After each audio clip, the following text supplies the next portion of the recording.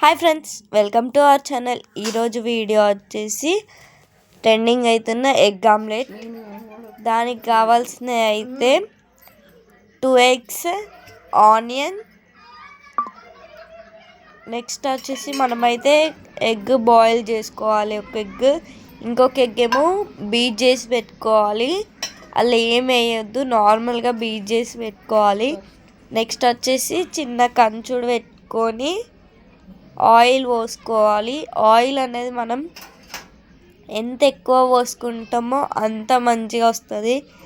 అది అనేది రౌండ్గా రానికి మంచిగా వస్తుంది. అదే మనం ఆయిల్ తక్కువ పోసుకున్నాం అనుకో రౌండ్గా రాదు. ఆయిల్ తోటి అయితేనే మంచిగా వస్తుంది. నెక్స్ట్ అయితే ఆ ఆయిల్లో ఎగ్ వేయాలి. ఎగ్ వేసిన తర్వాత ఎల్లో మిక్చర్ ఉంటుంది కదా, ఎల్లో మిక్చర్ కూడా వేయాలి. వేసిన తర్వాత కొద్దిసేపు అయితే ఉడికేటట్టు చూడాలి. వీడియో చూస్తున్నారు కానీ ఎవరైతే లైక్ చేయట్లే, లైక్ చేయండి. సబ్స్క్రైబ్ కూడా చేయండి. సబ్స్క్రైబ్ చేసుకుంటేనే మీకు నేను పెట్టిన వీడియోస్లలో నోటిఫికేషన్ అనేది వస్తుంది.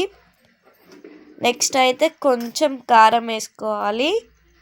కారం వేసుకున్న తర్వాత ఆనియన్స్ వేసుకోవాలి.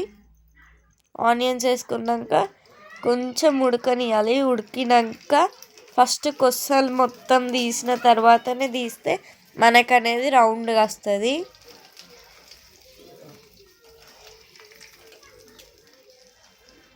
మొత్తం బాయిల్డ్ అయినాకనే తీయాలి. బాయిల్డ్ కాకముందుకైతే తీయొద్దు.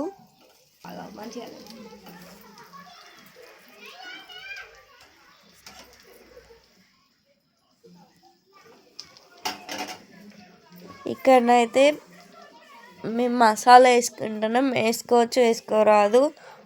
పచ్చిమిర్చి కూడా వేసుకోవచ్చు, కానీ మాకు నచ్చదని మేమైతే వేసుకోలేదు.